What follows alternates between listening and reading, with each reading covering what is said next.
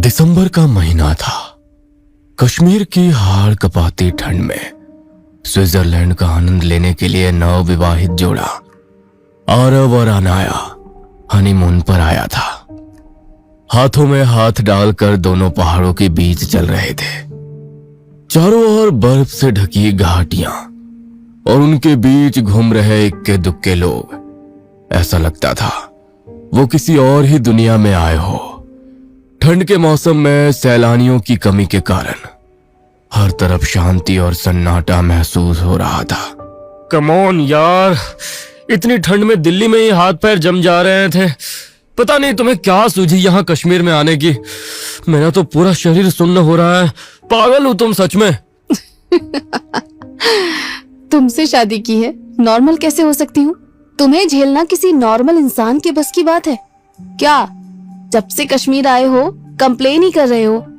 देखो तो मैं तुम्हें लेकर कहाँ आई हूँ। महसूस करो इस जगह को। हिंदुस्तान का स्वर्ग क्यों कहते हैं। मैं तो बस यहीं रह जाना चाहती हूँ, इन्हीं बर्फ के पहाड़ों के साथ हमेशा हमेशा के लिए। कौन वापस जाना चाहता है यार दिल्ली के पोल्यूशन और गाड़ियों के शोर में। ठीक है, फिर तुम्हें छोड़कर मैं वापस जा रहा हूँ, क्योंकि मैं यहाँ पर 1-2 दिन और रहा तो सच में इन पहाड़ों की तरह जम जाऊंगा। अनाया बर्फ के गोले बनाकर आरव की तरफ उछाल रही थी और आरव ठंड में सिकुड़ते हुए किसी तरह उन बर्फ के गोले से बचने की कोशिश कर रहा था। अनाया अचानक रुकी। ताजे गिरे बर्फ की परत के नीचे से एक लाल रंग का खूबसूरत कश्मीरी दुपट्टा दिखाई दे रहा था।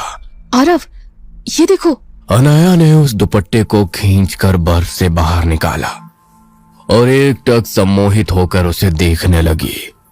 अनाया को ऐसा लग रहा था जैसे उस दुपट्टे में कुछ अजीब सी बात है जो उसे उसकी ओर खींच रही है।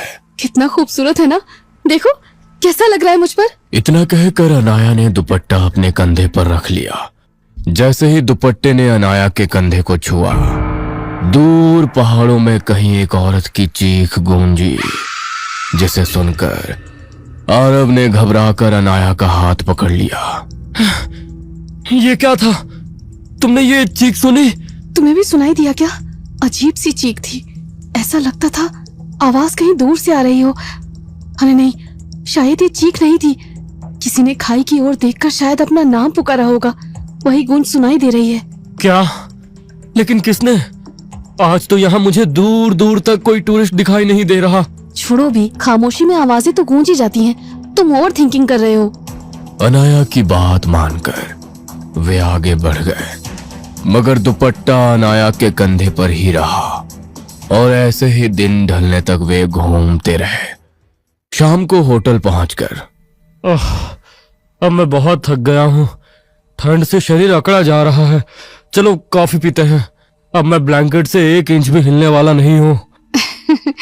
मैं शावर लेकर आती हूँ। हॉट वाटर शावर के बाद कॉफी पीऊंगी। अनाया गुनगुनाते हुए आईने में देखकर अपने बाल सुखा रही थी।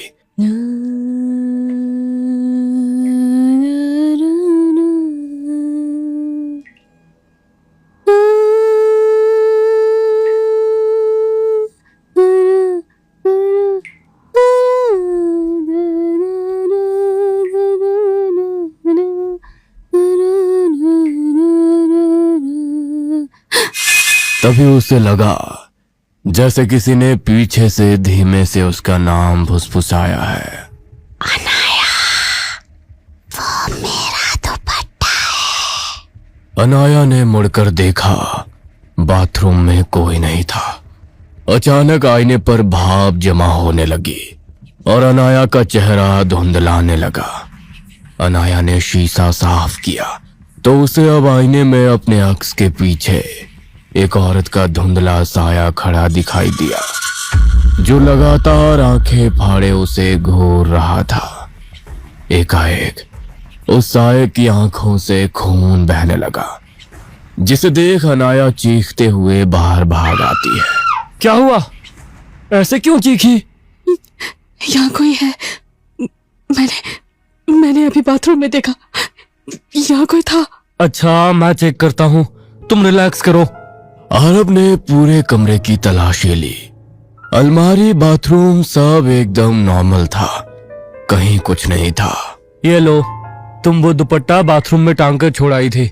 ड्रायर से बाल सुखाते समय शायद हवा में हिला होगा और तुम्हें वहम हो गया होगा। क्या? दुपट्टा? दुपट्टा तो मैं रूम में छोड़कर गई थी, मुझे अच्छी तरह याद है।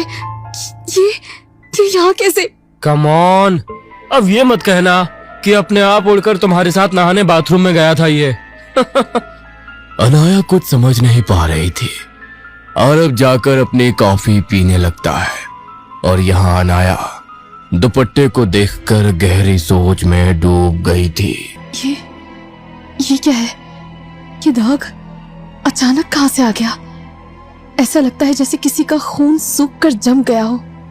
थकान के कारण आरव को जल्दी ही नींद आ गई थी, लेकिन अनाया उसकी आंखों से तो नींद मानो कोसों दूर चली गई थी।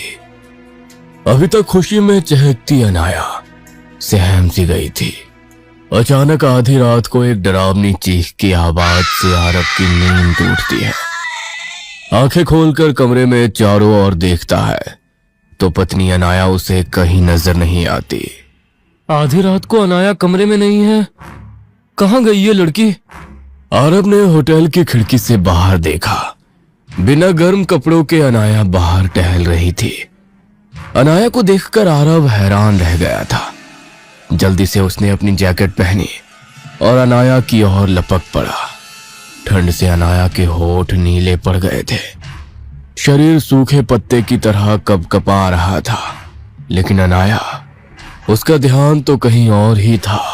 ये क्या पागलपन है अनाया? माइनस में टेम्परेचर है यहाँ पर और तुम बिना गर्म कपड़ों के बाहर घूम रही हो। अब तो मुझे लग रहा है यहाँ आना ही नहीं चाहिए था। आरव उसे लेकर होटल के कमरे में गया और किसी तरह वो रात बीत गई। अगली सुबह अनाया एकदम सामान्य थी। ऐसा लग रहा था जैसे रात को कुछ हुआ ही नहीं था। अनाया ने आज फिर बाहर जाने की जिद पकड़ ली थी। आज घूमते हुए वे गुलमर्ग पहुंच गए थे।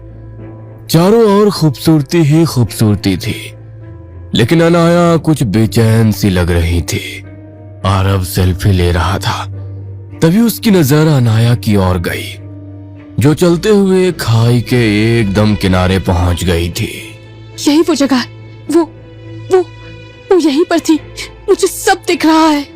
अनाया की बात सुनकर आरव बहुत डर गया था। अनाया, ये क्या बोल रही हो? क्या हुआ है तुम्हें? और हटाओ ये दुपट्टा, इतना भी क्या पसंद आ गया है तुम्हें इसमें?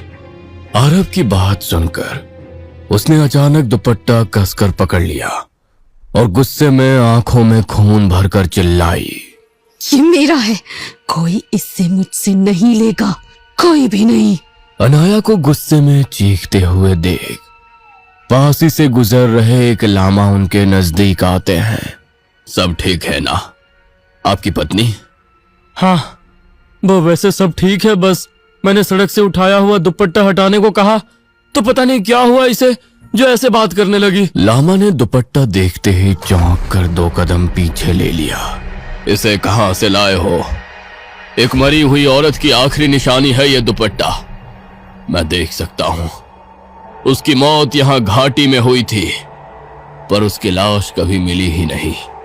उसका अंतिम संस्कार नहीं हुआ, इसलिए भटक रही है और भटकते हुए एक प्यासी दुष्ट आत्मा बन गई है। मैंने कई बार घाटी में लोगों से उस दुपट्टे के बारे में सुना है। वो उसी दुपट्टे में अपने नए शिकार फांसती है। तुम्हें यह दुपट्टा अपने साथ नहीं लाना चाहिए था। तुम प्यार से अपनी पत्नी से दुपट्टा हटाने के लिए मनाओ, जोर जबरदस्ती से तुम अपनी पत्नी को खो दोगे। लामा समझाने के बाद जा चुके थे और यहाँ पति आरव के होश उड़ गए थे। वो अपनी पत्नी को लेकर होटल आ गया। हमें यहाँ से वापस जाना होगा, अनाया को कुछ तो हो रहा है। उनकी वापसी 3 दिन बाद थी। तुरंत लौटने के लिए आरव ने कई फ्लाइट्स में टिकट चेक किया, लेकिन कहीं पर भी टिकट नहीं मिल सका। 3 दिन तक कश्मीर में रुकने के अलावा अब उनके पास कोई और तो चारा नहीं था। देर रात तक यही सब सोचते सोचते कब आरव की नींद लगी उसे पता नहीं चला। आरव को कोई अंदाजा नहीं था कि रात का कौन सा पहर चल रहा है। गहरी नींद में अचानक ही उसे अपने चेहरे पर कुछ गीला चिपचिपा सा महसूस हुआ। आरब ने आंखें खोलकर देखा तो उसके होश ही उड़ गए।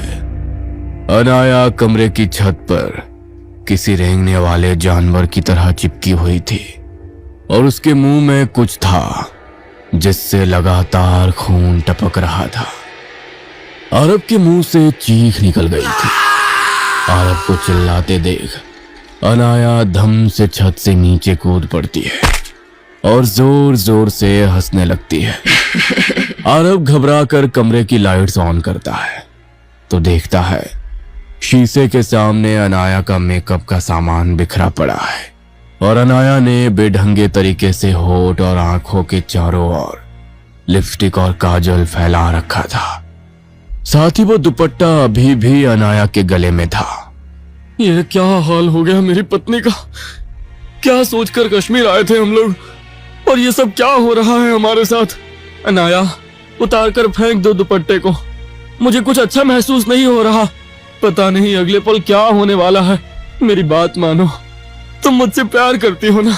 बस एक बार इस दुपट्टे को खुद से दूर कर दो। आरव रोते हुए गिड़गिड़ा रहा था। तभी उसने देखा उसकी बातें सुनने के बाद अनाया की आंखें गुस्से में लाल हो गई है। ये अब मेरे साथ ही रहेगी। अपनी जान बचाकर चला जा यहाँ से। मेरी अनाया मेरे साथ जाएगी। बस बहुत हो गया। अब मैं उस दुपट्टे को जलाकर राख कर दूंगा।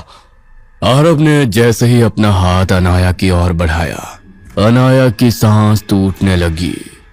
उसने अपने गले को ऐसे पकड़ लिया जैसे कोई उसे घोट रहा हो। बस करो, अनाया को छोड़ दो। उसी वक्त कमरे का तापमान अचानक गिर गया। कमरे की हवा इतनी ठंडी हो गई थी कि सांस लेना भी मुश्किल लग रहा था। एक धुंधला साया दीवार पर उभरा। साया एक महिला का था जिसके गले पर नीले सख्त निशान थे और आंखें पूरी तरह खोखली। मैं जया हूँ। लाल दुपट्टा ओढ़कर अपने आने वाले कल के सुंदर सपने लेकर आई थी मैं कश्मीर। लेकिन मेरे सपने बुरे ख्वाब में बदल गए। मैं कश्मीर आई जरूर, लेकिन कभी यहां से लौट नहीं सकी। मेरे अधूरे सपने, मेरी ख्वाहिश सब अब अनाया के साथ पूरी होंगी। जैसे मैं हमेशा के लिए कश्मीर की होकर रह गई ना, वैसे ही अब अनाया भी कभी यहां से लौट नहीं सकेगी। अनाया, तू कहती थी ना तू कश्मीर से कभी लौटना ही नहीं चाहती। लौटेगी तो तब जब मैं तुझे जाने दूंगी।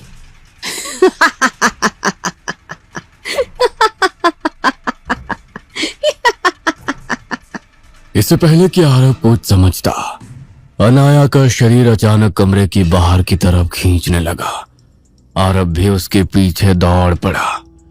अनाया अब होटल से निकलकर घाटी की ओर भाग रही थी, तेज, बहुत तेज, और आरब बदहवास उसे आवाज लगा रहा था। मैं क्या करूं भगवान? अनजान जगह पर अनजान लोगों के बीच में किससे मदद मांगू? कहां जाऊं मुझे कुछ समझ में नहीं आ रहा। तुम ही कुछ रास्ता दिखाओ। अपनी अनाया को यहाँ मरने के लिए मैं नहीं छोड़ सकता। कुछ देर तक जमीन पर बैठकर रोने के बाद अचानक उसे लामा याद आते हैं। सिर्फ अनाया का चेहरा देखकर बता दिया था उन्होंने कि वो किसी आत्मा के कब्जे में है। अगर उन्हें बीमारी का पता था तो इस बीमारी का इलाज भी उनके पास अवश्य ही होगा। मुझे उन्हें ढूंढना ही होगा। शायद भगवान ने उनसे मिलवाकर मुझे रास्ता दिखाने की कोशिश की थी। आरब होटल स्टाफ से लामा के बारे में पता करता है तो उसे उनका एड्रेस मिल जाता है।